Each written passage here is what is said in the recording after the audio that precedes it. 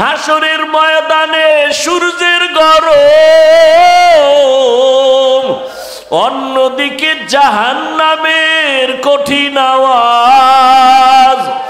আর জাহান্নাম চিল্লায় বলবে, ও আল্লাহ, বেনামাজি গুলো কই, বেপরদাওয়ালারা কোথায়, গুনাহগারেরা কোথায়, আমার পেটে দাও, আমি জাহান্নাম আগুন দিয়া ওদের খেয়ে ফেলতে চাই। ও আয়েশা, ওই হাসরের ময়দানে আমার আল্লাহ রাগান্বিত হয়ে যাবেন। দুনিয়াদার গুনাহগার বাহাদুরদের দিয়ে তাকাইয়া আল্লাহ রাগান্বিত কুদরতি আওয়াজ দিবেন, লিমানিল মুলকুল ইয়াউম লিল্লাহিল ওয়াহিদিল কাহ্হার।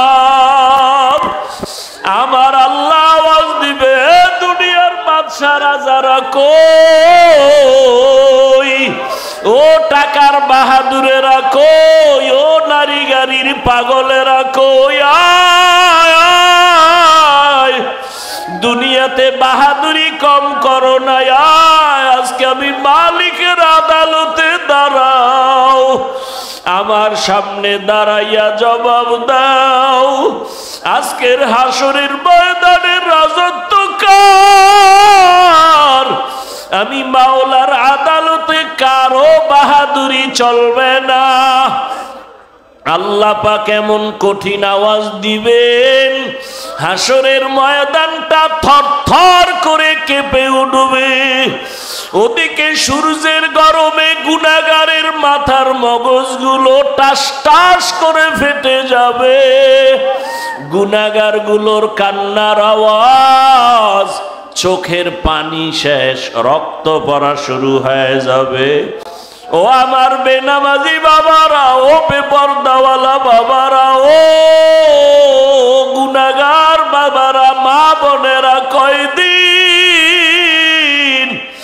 দুনিয়াতে বাহাদুরি করবা, চোখের সামনে কত লাশ আর লাশ, কই কত বাড়িওয়ালার আজকে কবরে পড়ে আছে, খবর নাই, কই ক্ষমতার দাপটওয়ালারা কই।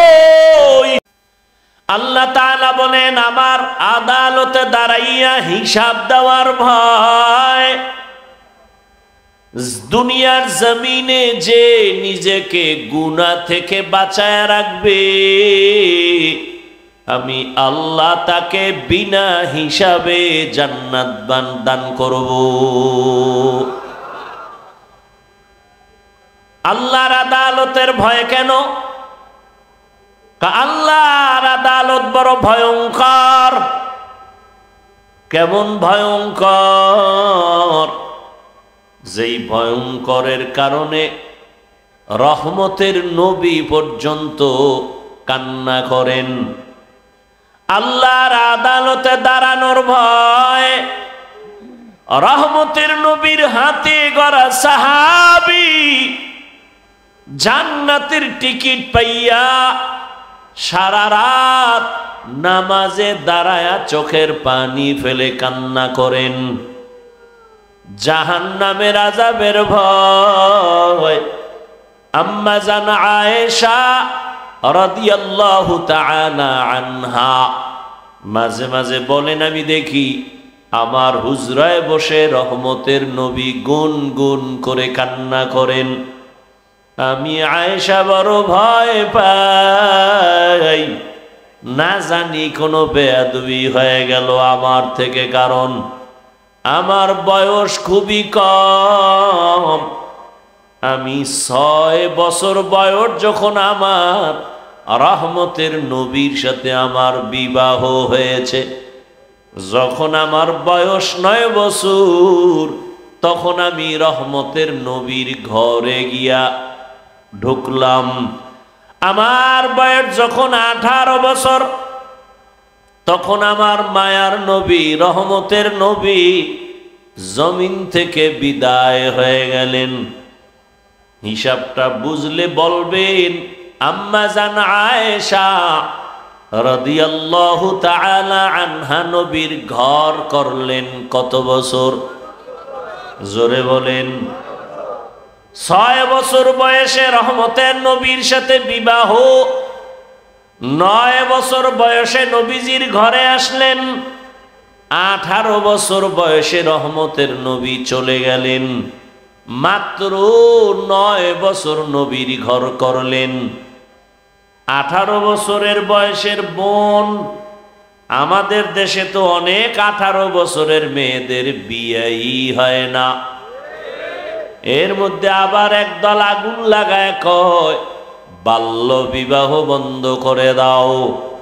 তার মানে আকাম চালাও, লাইসেন্স লাগবে না, আকাম চালাইতে থাকো, তবে বিবাহ চলবে না, আকাম চলবে।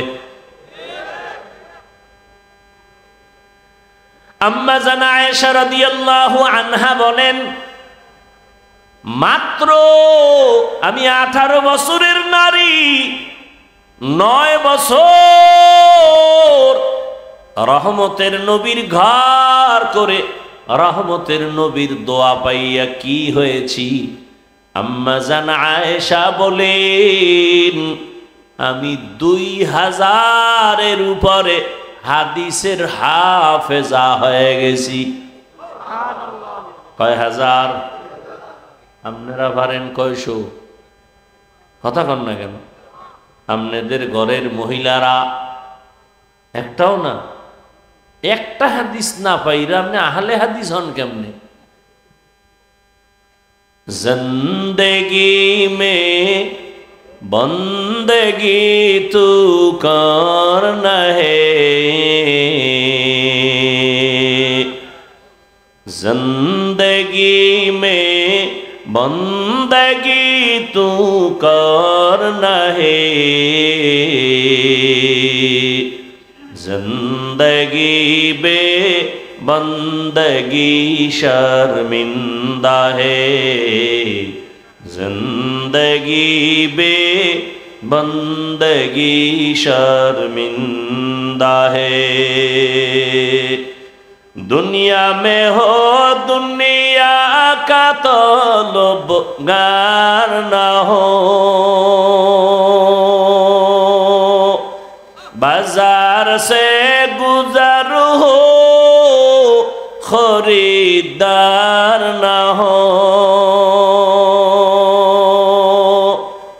ये दुनिया एक मिसले कागज फूल है, ये दुनिया एक मिसले कागज फूल है, जिंदगी में बंदगी तू करना है,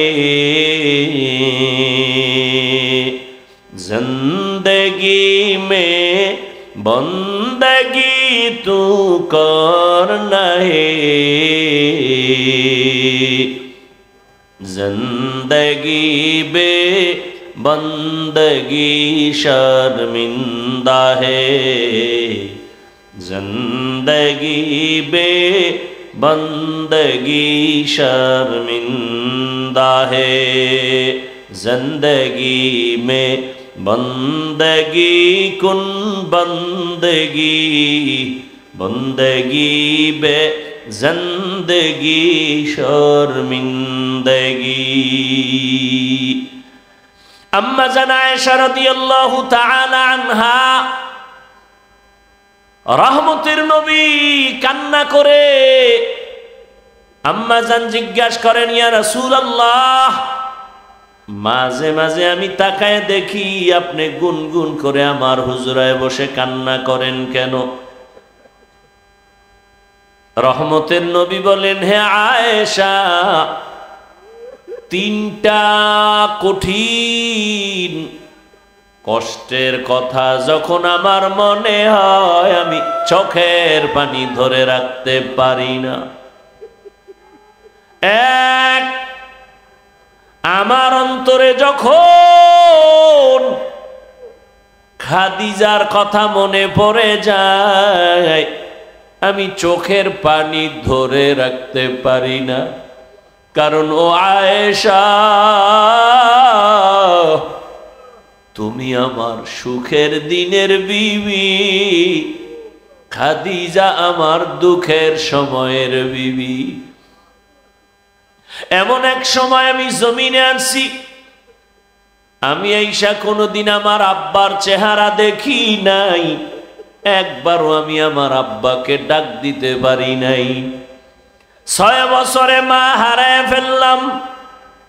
8 বছর আমার দাদা এত আদর করতেন, আমার 8 বছরে আমার দাদাও চলে গেল। আমি বড় অসহায়, মাও পেলাম না, বাবাও পেলাম না। মা বাবার স্থানে বড় দাদা বড় আদর করে, দাদারেও হারাইলাম। ওই সময় দুনিয়া দারুল আসবাব হিসাবে আমার জন্য দুটো ছায়া, এক ছায়া হলো আমার চাচা আবু তালিব, আর এক ছায়া আমার খাদিজা। আরবের ধনী, সতী, গুণী, বিশ্ব সুন্দরী, সর্বগুণে গুণান্বিত খাদিজা। সম্পদের অভাব নাই, গুণের কোনো অভাব নাই।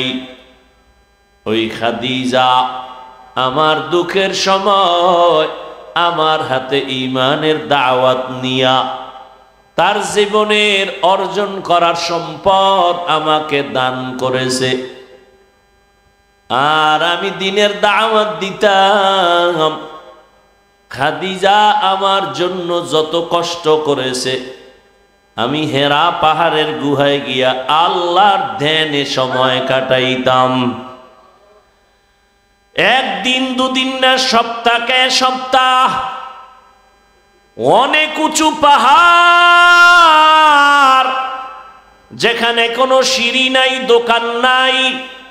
এখন তো সিঁড়ি দোকানের অভাব নাই, আবার সরকার রাস্তা বানাইতেছে গাড়ি নিয়ে উঠার জন্য, আবার কেবল সিস্টেমে উঠার সিস্টেম করতেছে। ওই সময় তো পাথরওয়ালা জমিন, চতুর্দিকে দুশ্মন। খাদিজা মহিলা হইয়া নাস্তা নিয়া ওই পাথরওয়ালা জমিন পাড়ায়া ওই পাহাড়ে উঠিয়া আমার হেরা পাহাড়ের গুহায় গিয়া আমার জন্য নাস্তা নিয়া হাজির হয়ে যাইত। আওয়াজ দিয়া যত গভীর রাতে আসতাম, ঘরের দরজায় সালাম দেওয়া মাত্র দরজা খুলে ফেলতো। খাদিজাকে একদিন জিজ্ঞাসা করা হলো, খাদিজা বলে, আমি 1 সেকেন্ডের জন্য ঘুমাই না, রহমতের নবী রাস্তায় আছে। ও আয়েশা, ওই খাদিজার কথা যখন আমার মনে পড়ে, আমি চোখের পানি ধরে রাখতে পারি না। আর একটা কষ্টের কথা মনে পড়লে আমি আর চোখের পানি ধরে রাখতে পারি না। আমি মক্কা থেকে পায়ে হেঁটে কষ্ট করে করে তায়েফের ময়দানে গেছি কালেমার দাওয়াতের জন্য।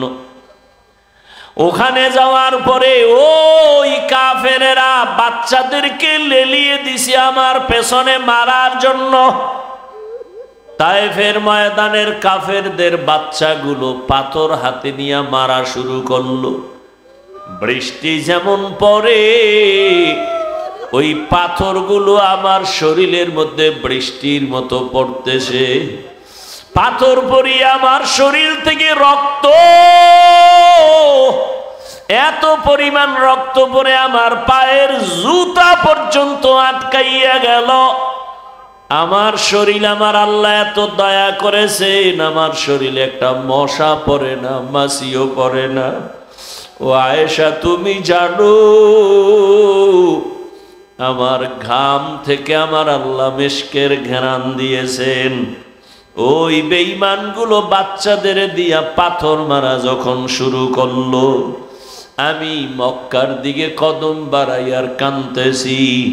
রক্তে লাল হয়ে গেছে আমার জামা কাপড়, আমার শরীর। আল্লাহ আমার কান্না বরদাস্ত করতে পারেন নাই। দেখলাম হঠাৎ করে জিবরাইল আমিন হাজির। জিবরাইল এসে বলেন, পয়গম্বর, আমার আল্লাহ আপনার চোখের পানি বরদাস্ত করতে পারেন না। আপনার উপরে যেই বেঈমানের আঘাত, আল্লাহ এখন বলেছেন আপনি যদি অর্ডার দেন তায়েফের জমিনের সব মানুষগুলো মেরে ফেলব। রহমতের নবীর শরীরে আঘাত বরদাস্ত করা যায় না। কেমন মায়ার নবী,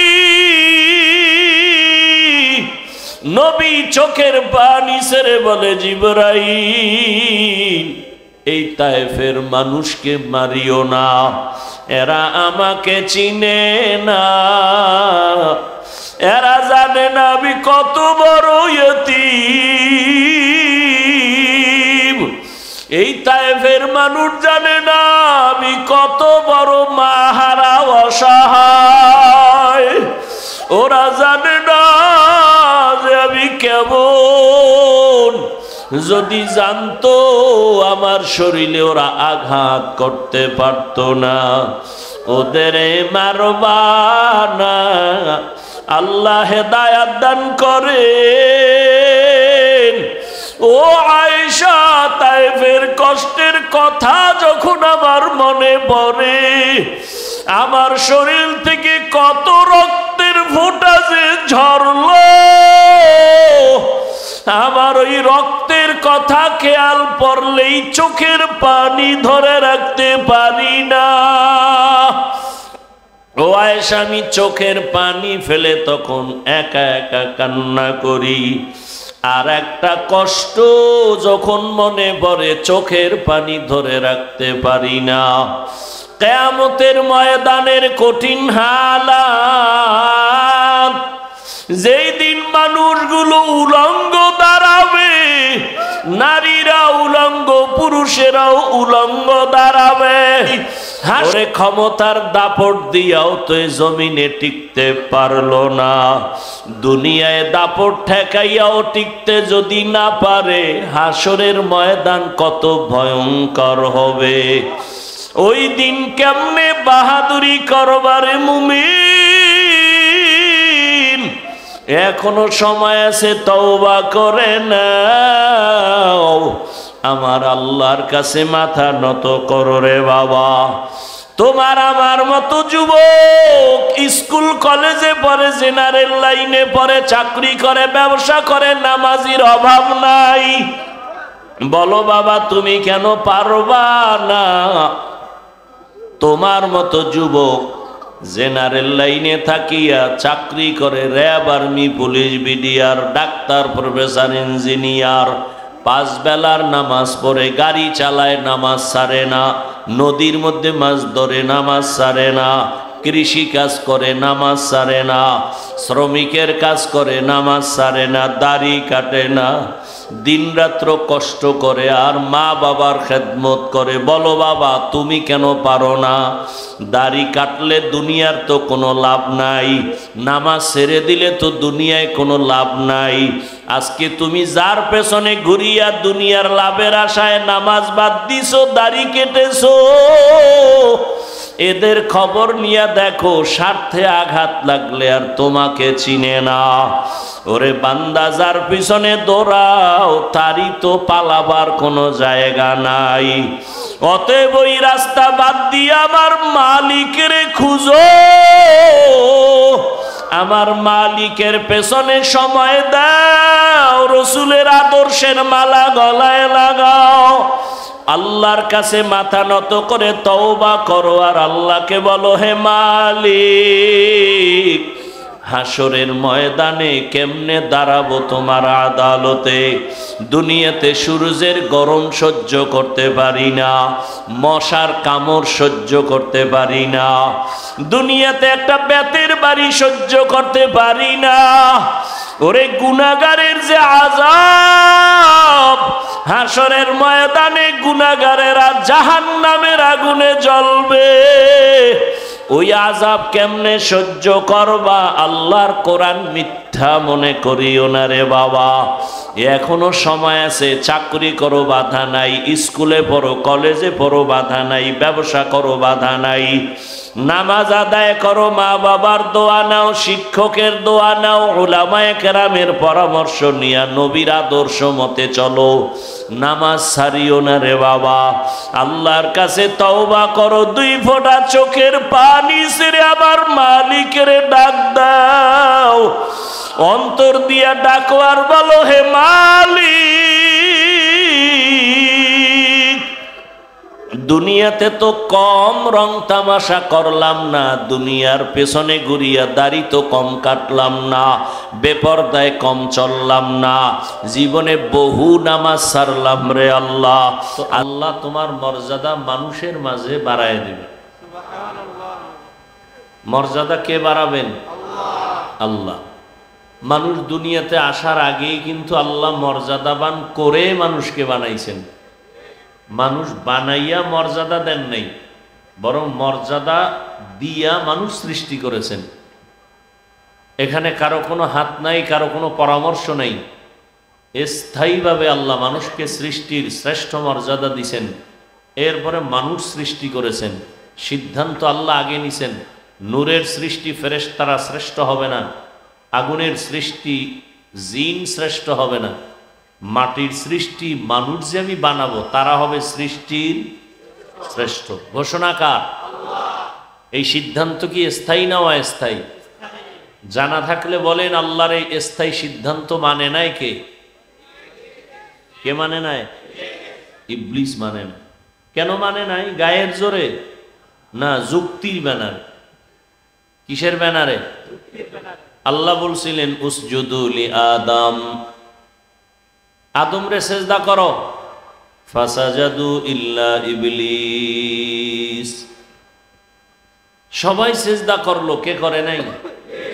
ইবলিস। এই ইবলিস সেজদা করলা না কেন? ইবলিস বলে আমার যুক্তিতে মেলে না। কি যুক্তি তোমার? বলে খালাকতানি মিন নারিন ওয়া খালাকতুহু মিন তিন, আমাকে আপনি সৃষ্টি করেছেন আগুনের দ্বারা, আদমকে বানাইছেন মাটির দ্বারা। মাটির গতি নিচে, উপরে যতই মারে নিচে আসবে, আর আগুনের গতি যতই দাবায় রাখবে উপরের দিকে যাবে। তাহলে আমার গতি উপরে, আমি নিচু হব কেন? আদম উল্টা আমার সেজদা করবে, আপনি উল্টা হুকুম দিলেন আমি ওরে সেজদা করব। এটা যুক্তি হলো? যুক্তিটা সুন্দরভাবে মিলাই দিস, কিন্তু এখানে কারবার চলে মালিক আর গোলাম। মালিকের হুকুমের সামনে গোলামের কোনো প্রশ্ন চলে না, প্রশ্ন করাটা বেয়াদবি। প্রশ্ন করা কি কোনো যুক্তি চলবে? আমার দেশে আল্লাহর এক বান্দি যুক্তি দেয়, যুক্তি দিয়া বলে যে একচাটিয়া নারীর উপরে পর্দার হুকুম, এটা তো ঠিক না। আবার ইদানিং কালে শুনতেছি কিছু কিছু দেশের দামি দামি নারীরা তারা একমত হয়ে ময়দানে নামবেন। তাদের মূল থিম কি? বলে যে বৈষম্য দূর করতে হবে। সুন্দর কথা, কালেমাতু হক্কিন উরিদা বিহাল বাতিল, কথা ভালো মতলব খারাপ। বৈষম্য দূর করার জন্যই তো আন্দোলন। তারাও বলে বৈষম্য দূর করতে হবে। কিভাবে? বাবার সম্পদ ছেলে যা পাবে মেয়ে কম পেতে পারবে না, সমান সমান দিতে হবে। মোটামুটি আল্লাহর কোরআনডারে বাদ দাও এ কথা বলতে পারে না, ইশারা ইঙ্গিতে সবকিছু আল্লাহর বিরুদ্ধে যুদ্ধ ঘোষণা। কার বিরুদ্ধে যুদ্ধ ঘোষণা? আল্লাহর বিরুদ্ধে। ওদের ওই মেধা নাই যে আল্লাহ বাবার সম্পদ নারীদেরকে বাহ্যিক দৃষ্টিতে কম দিলেও, ছেলের অংশ বেশি দিলেও মূলত ঘুরে ফিরে মেয়েরাই বেশি পায়। এটা বুঝার মতো মেমোরির জিবি নাই। মেমোরির কি নাই? জিবি নাই।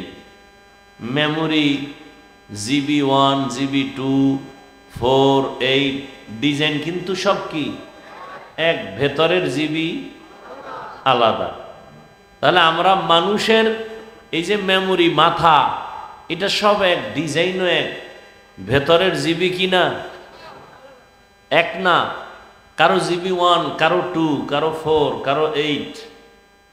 তবে যত বেশি জিবি হোক না কেন, মখলুকের মধ্যে সীমাবদ্ধ। এই পরিমাণ জিবি নাই যে খালেকের উপরে আঙ্গুল তুলবে।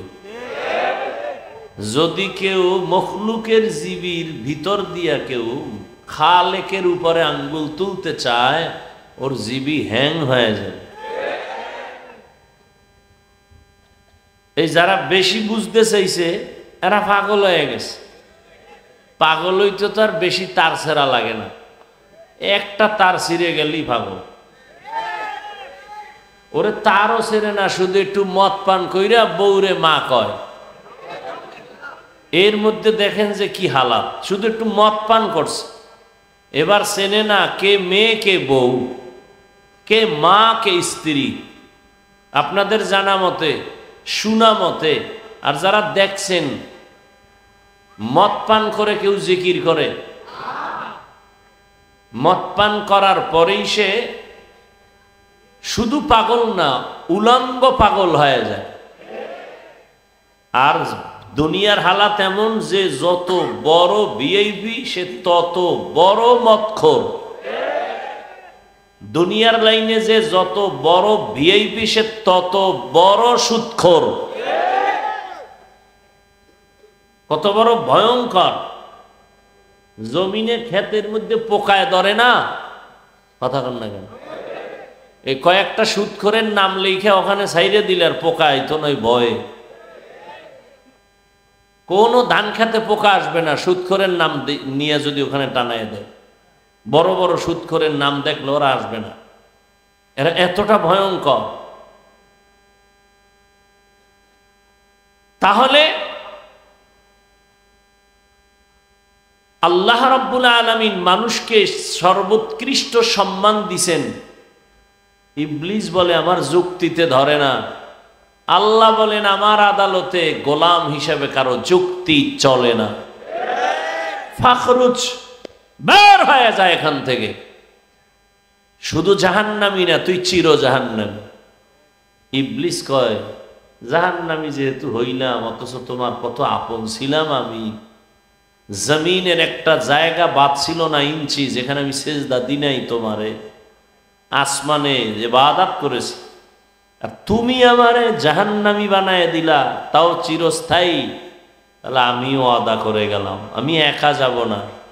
যেই আদমের কারণে আজ আমার এই পরিণাম, ওই আদম নিয়া জাহান্নামে যাব। আল্লাহ বলে দিলেন শুনে রাখ দুই কথা।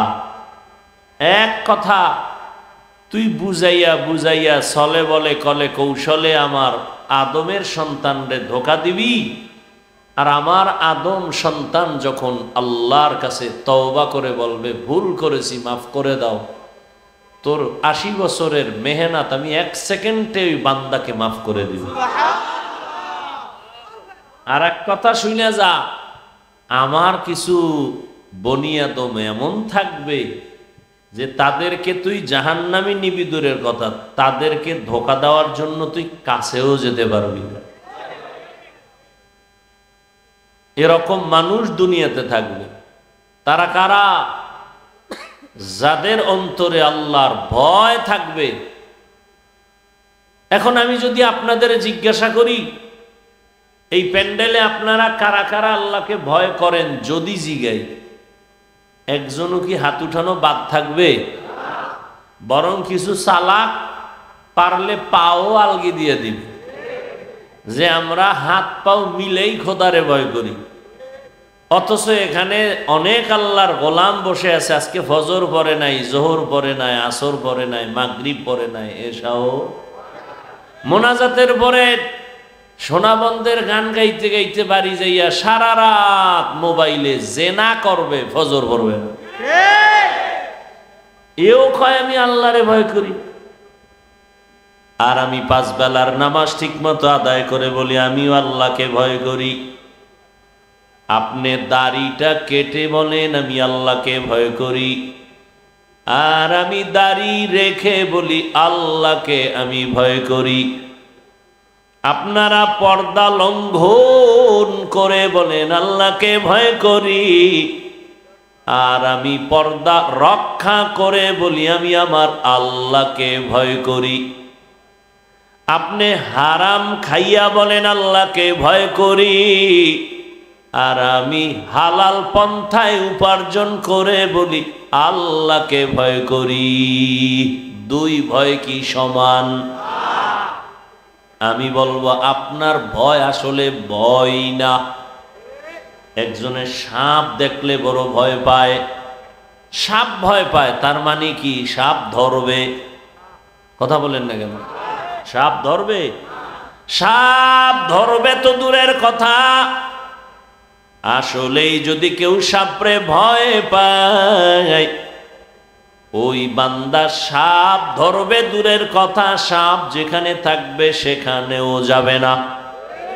কেন? সাপেরে কি ভয় পায়। জমিনের মধ্যে সন্তান মা বাবাকে ভয় পায়, প্রমাণ বলে সন্তান মা বাবার সামনে কখনো অন্যায় করে না, শাস্তির ভয়ে, পিটার ভয়ে, বেতের বাড়ির ভয়ে।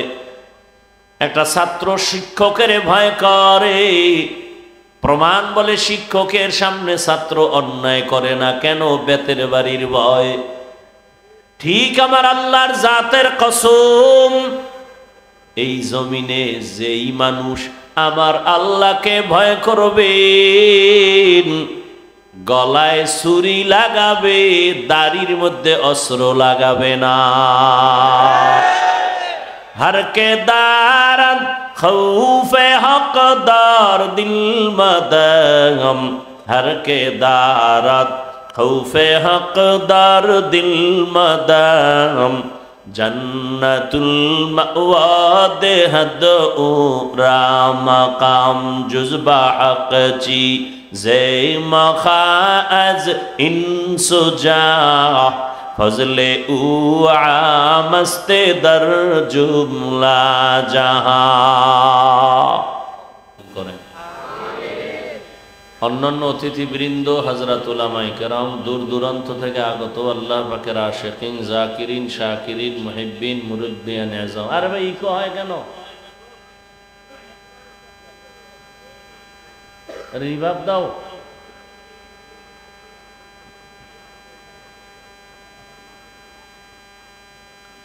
আল্লাহ পাকের দরবারে শুকর। ওরা মিক্সার মেশিন নাই মানে কি পারে না এটা?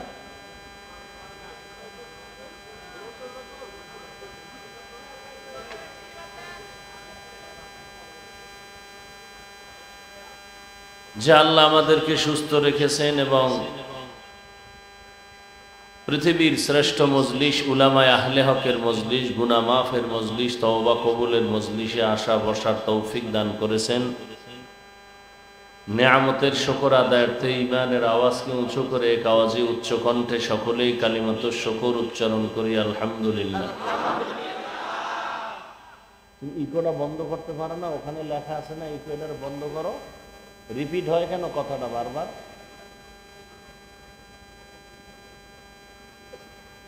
দরুদ ও সালাম সৈয়দুল মুরসালিন রহমাতুল লিল আলামিন, শফিউল মুজনিবিন, খাতামুন নবিয়্যিন, সৈয়দুস সাকালাইন, ইমামুল মুরসালিন, শফিয়ে আযম, রসুল আকরাম, রহমতে আলম, নবিয়ুল আরব আল আজম, হাবিবে কিবরিয়া, আশরাফুল আম্বিয়া, সৈয়দুল আম্বিয়া, হযরত মুহাম্মদুর রাসূলুল্লাহ সাল্লাল্লাহু আলাইহি ওয়া আলিহি ওয়াসাল্লামের উপর। ভলিউম বাড়াও, আর কিছু দরকার নাই, সব আউলা বাসে শেষ।